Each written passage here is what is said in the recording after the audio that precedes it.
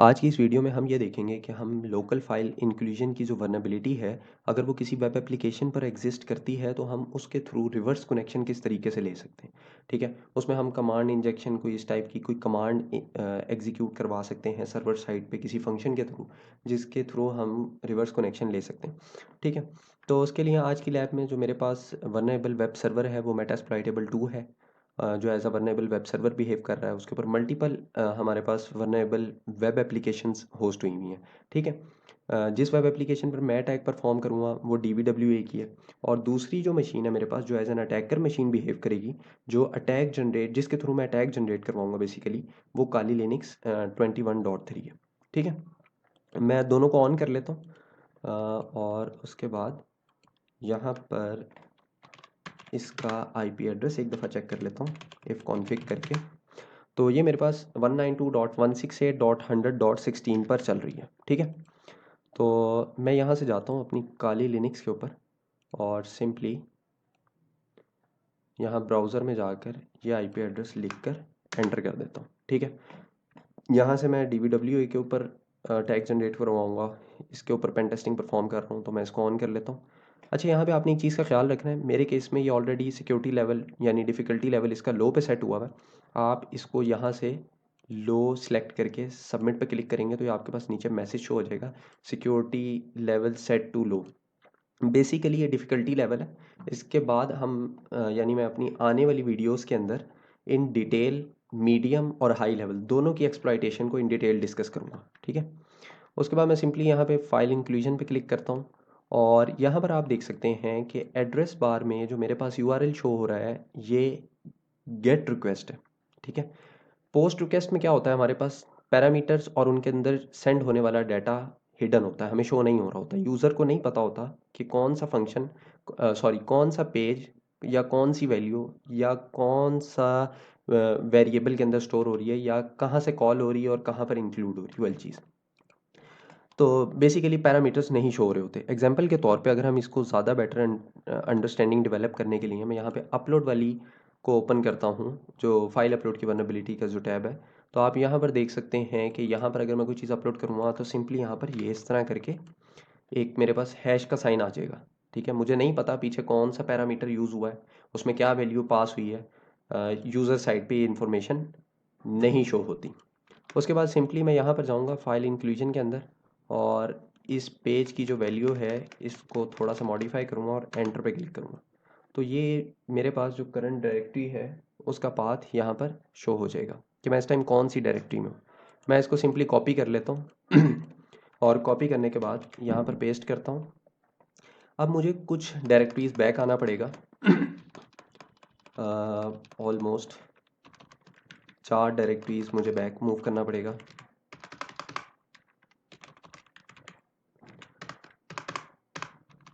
ठीक है, और उसके बाद ये फाइल, अच्छा कुछ बेसिकली मुझे इस चीज़ का आइडिया है कि मेरे बैकएंड ये वेब एप्लीकेशन जिस सर्वर पर होस्ट हुई हुई है वो लिनक्स बेस्ड है। तो अब लिनक्स बेस्ड सर्वर के अंदर कुछ फाइल्स ऐसी कुछ ऐसी फाइल्स होती हैं जिनके अंदर हम कमांड एग्जीक्यूट करवा सकते हैं, कमांड या कोड इंजेक्ट करवा सकते हैं रिवर्स कनेक्शन लेने के लिए। एग्जांपल के तौर पे एक्सेस डॉट लॉग्स की फाइल्स हो सकती है, ऑथ डॉट लॉग्स की फाइल्स हो सकती हैं, हमारे पास एनविरॉन की फाइल हो सकती है, और बहुत सारी फाइल्स हैं जिनके अंदर हम करवा सकते हैं। एग्जांपल के तौर पे हम एनविरॉन वाली फ़ाइल को डिस्कस कर लेते हैं।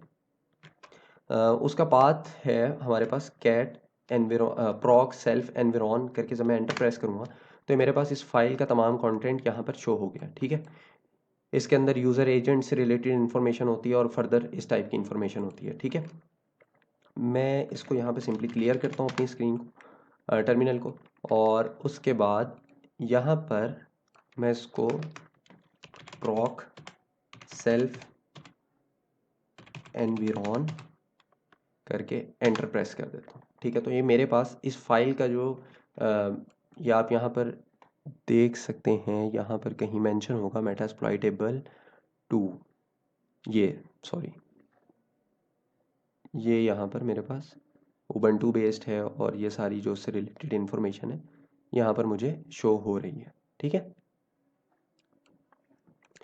तो सिंपली मैं इस जगह पर जाकर मैं अपने प्रेफरेंसेस में जाऊंगा और यहाँ पर नेटवर्क सेटिंग्स के अंदर प्रॉक्सी को कॉन्फ़िगर कर लूँगा ताकि मैं इस रिक्वेस्ट को इंटरसेप्ट कर कर मॉडिफाई कर सकूँ।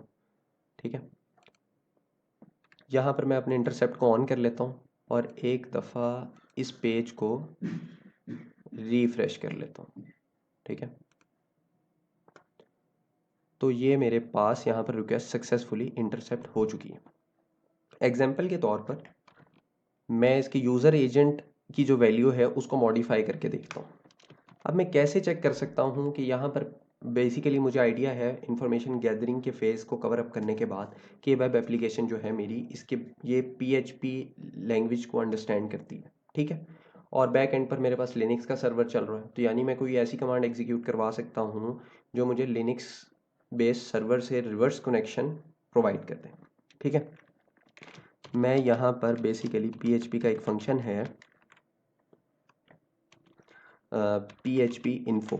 ठीक है, मैं उसको यूज़ करता हूँ और यूज़ करके चेक करता हूँ क्या ये फंक्शन एग्जीक्यूट हो रहा है और मुझे इन्फॉर्मेशन शो करवा रहा है। ये मैंने यहाँ पे आप देख सकते हैं मैंने इसकी वैल्यू को चेंज कर दी।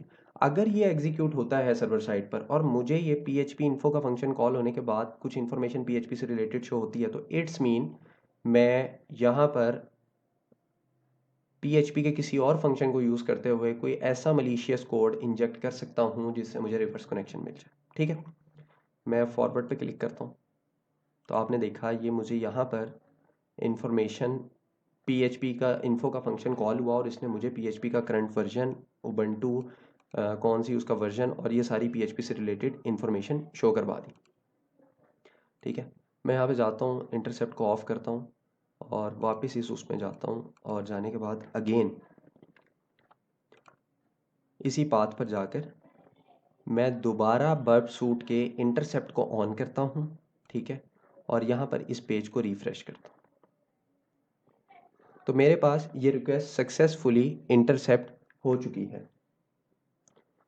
मैं यहाँ पर इसकी वैल्यू को यूज़र एजेंट की वैल्यू को मॉडिफाई करता हूँ और कोई ऐसा मलिशियस कोड इंजेक्ट करवाता हूँ जो सर्वर साइड पर एग्जीक्यूट हो PHP के फंक्शन को यूज़ करते हुए ताकि मैं रिवर्स कनेक्शन ले सकूँ।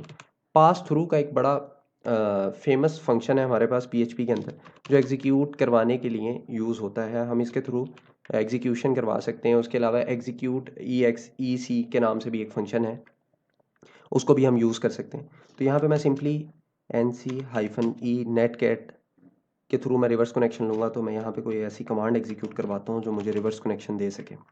ठीक है, 192.168.100.31 और पोर्ट मैं स्पेसिफाई कर देता हूँ 888। ठीक है, और यहाँ पे मैं इसको अप्लाई चेंजेस कर देता हूँ। ठीक है, ये मेरे पास यहाँ पे ये वैल्यू सक्सेसफुली चेंज हो चुकी है। आप देख सकते हैं यूज़र एजेंट की जो इस टाइम वैल्यू है वो मॉडिफाई हो चुकी है सक्सेसफुली।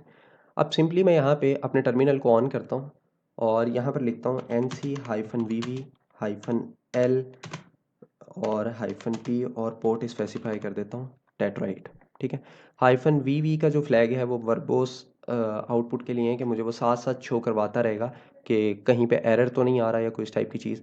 ये नहीं कि मुझे एंड तक वेट करना पड़ा और एट दी एंड जाकर मुझे पता चलता है कि जी वो सारा जो मैंने परफॉर्म किया था वो फेल हो रहा है या कहीं पे कोई इशू आ रहा है। -L जो है वो लिसनिंग के लिए यूज़ होता है और -P पोर्ट स्पेसिफाई करने के लिए ये फ्लैग यूज़ होता है। मैं सिंपली एंटर पे क्लिक कर देता हूँ तो ये इसने लिसनिंग स्टार्ट कर दी है टेट्रा 8 की पोर्ट के ऊपर। ठीक है, अब यहाँ पर मैं जैसे ही इस मॉडिफाइड रिक्वेस्ट को सर्वर साइड पर सेंड करूँगा उसके लिए मैं सिंपली यहाँ पे फॉरवर्ड पे क्लिक करता हूँ तो आप देख सकते हैं मेरे पास यहाँ पर रिवर्स कनेक्शन आ चुका है सर्वर का।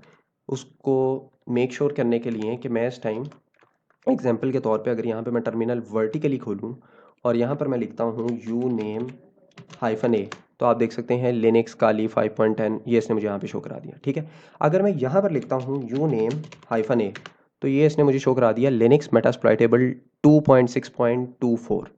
इट्स मीन मैं इस टाइम सर्वर को सक्सेसफुली कॉम्प्रोमाइज़ कर चुका हूँ और रिवर्स कनेक्शन ले चुका हूँ, यानी मैं अपनी एक्सेस को ग्रांट करवा चुका हूँ सर्वर साइड पर।